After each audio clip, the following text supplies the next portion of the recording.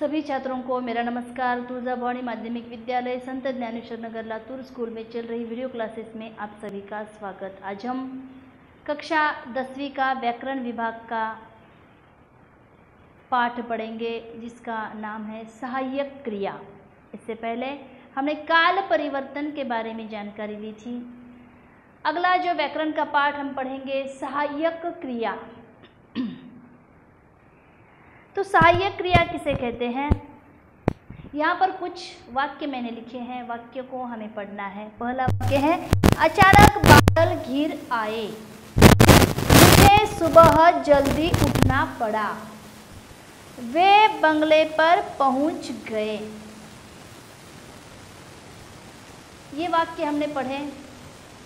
इस वाक्य में क्रिया पहचानना है, लेकिन इस वाक्य में क्रिया संयुक्त क्रिया और मुख्य क्रिया दी गई है। जैसे कि इन वाक्यों में घिर आए, उठना पड़ा, पहुंच गए, ये क्रिया, ये जो क्रियाएं हैं कौन सी हैं?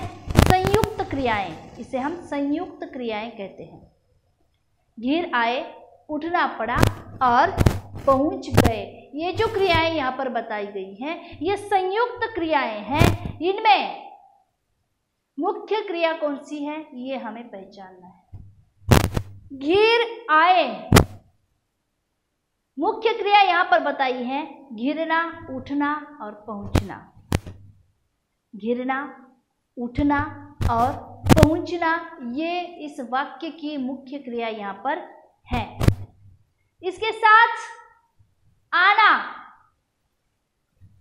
पढ़ना और जाना, इन क्रियाओं के रूप आए हैं।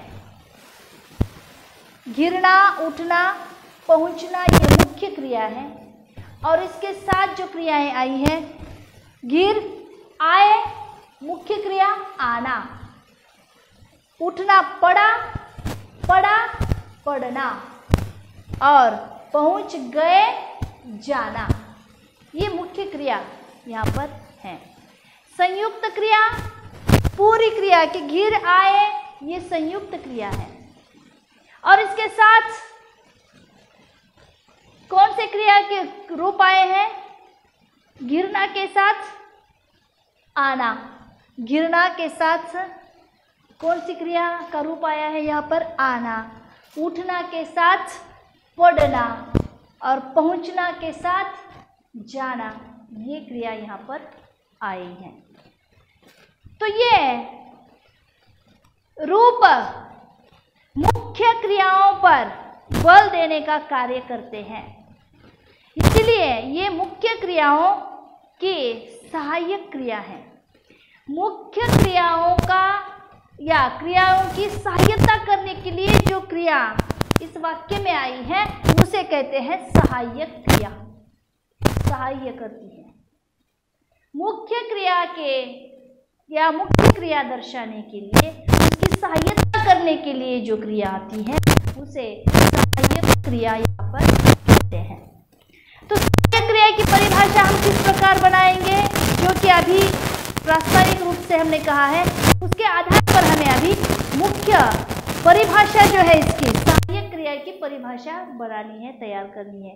किस प्रकार आएगी देखो कि मुख्य क्रिया अपने विशेष भाव या अर्थ को प्रकट करने के लिए, मुख्य क्रिया अपने विशेष भाव और अर्थ को प्रकट करने के लिए जिस क्रिया की सहायता लेता है या जिस क्रिया की सहायता लेती है उसे सहायक क्रिया कहते हैं। मुख्य क्रिया अपने विशेष भाव या अर्थ को प्रकट करने के लिए जिस क्रिया की सहायता लेती है उसे सहायक क्रिया कहते हैं।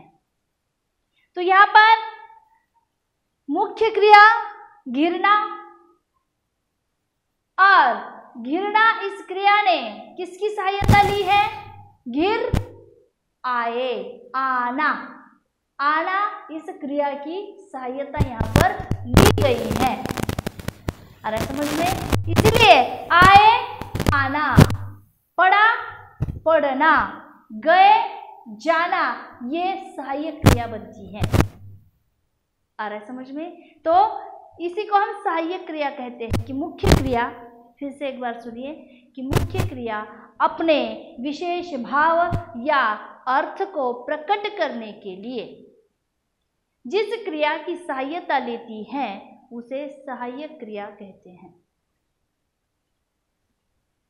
आ रहा है समझ में? तो यहाँ पर सहायक क्रिया के और कुछ वाक्य हम देखेंगे। नौकरों पर उसका हुक्म चलने लगा, ये वाक्य हमने लिया। नौकरों पर उसका हुक्म चलने लगा। यहाँ लगना, लगा, मुख्य क्रिया कौन सी है? लगना। सहायक क्रिया यह कार्य का आरंभ सूचित करती है। यहाँ पर जो वाक्य हमने बताया था, उसका या नौकरों पर उसका हुक्म चलने लगा, लगा, लगना, ये सहायक क्रिया बनती है। लगा, लगना। अगला वाक्य हम लेंगे, उसने बिल्ली पर पाटा पटक दिया। उसने बिल्ली पर पाटा पटक दिया। दिया, देना। यहाँ पर देना यह सहायक क्रिया बनेगी। यहाँ पर पटकने का आवेश व्यक्त करने में वह क्रिया जो है सहाय्य करती है। पटक देना, पटकने का कार्य हो रहा है और उसकी सहायता देने वाला या देने वाली क्रिया कौन सी है? देना। पटक देना, देना यह क्या होगी? यहाँ पर सहायक क्रिया बनेगी। उसी प्रकार अगला वाक्य हम बताएंगे, मैं पेट भर खा चुका हूँ। मैं पेट भर खा चुका हूँ। चुका, चुकना, यहाँ पर सहायक क्रिया बनेगी चुकना। यह दीपक रात भर जलता रहेगा। यह दीपक रात भर जलता रहेगा। रहेगा सहायक क्रिया कौन सी है? रहना। रहेगा सहायक, मूल क्रिया, सहायक क्रिया रहना। कबरी बिल्ली घी दूध पर जुट गई। कबरी बिल्ली घी दूध पर जुट गई। गई, जाना, सहायक क्रिया यहाँ पर बनती है जाना। उसके साथ परीक्षा आ गई, अब पढ़ना चाहिए। परीक्षा आ गई, अब पढ़ना चाहिए। यहाँ पर चाहिए, चाहना, यह सहायक क्रिया बनेगी। चाहिए, चाहना। सरदार ने दुश्मन को छोड़ दिया। इसमें सहायक क्रिया कौन सी है? सरदार ने दुश्मन को छोड़ दिया। इसमें सहायक क्रिया दिया, देना। दिया, देना, यह सहायक क्रिया यहाँ पर होगी। शेर को देखते ही यात्री कांप उठे। शेर को देखते ही यात्री कांप उठे। उठे, उठना, यहाँ पर सहायक क्रिया होगी उठे, उठना। आ रहा है समझ में?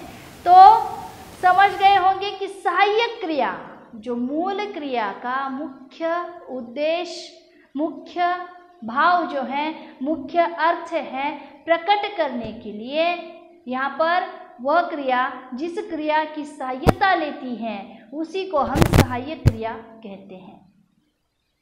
आ रहा है समझ में? वाक्य आपको दिया जाएगा, सहायक क्रिया आपको पहचाननी है। अचानक बादल घिर आए। घिरना ये मुख्य क्रिया है और इस मुख्य क्रिया ने सहायता किसके लिए है? आए। आए सहायक क्रिया आना।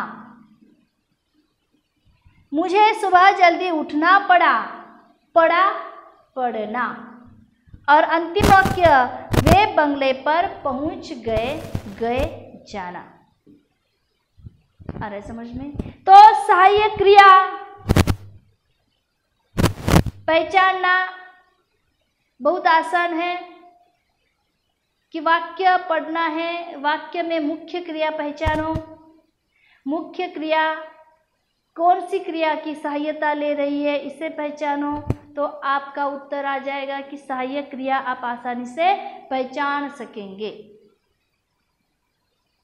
तो सहायक क्रिया के जो अलग अलग प्रश्न हमें आते हैं कि जैसे कि आपको वाक्य दिया जाता है, सहायक क्रिया पहचाननी है, और उसी प्रकार आगे की कक्षा में हम देखेंगे कि सहायक क्रिया के रूप हमें देखने हैं।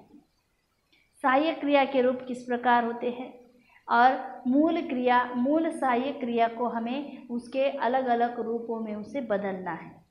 ठीक है, तो आज हमने इस कक्षा में देखा सहायक क्रिया की परिभाषा, सहायक क्रिया किसे कहते हैं। कुछ वाक्य हमने यहाँ पर दिए हैं, वाक्यों में हमने सहायक क्रिया पहचाननी है। इसी प्रकार सहायक क्रिया के कुछ रूप हमें देखना है। अगली कक्षा में हम सहायक क्रिया के रूप देखेंगे। तब तक हमें इसी कक्षा में अभी यहीं पर रुकना है। धन्यवाद।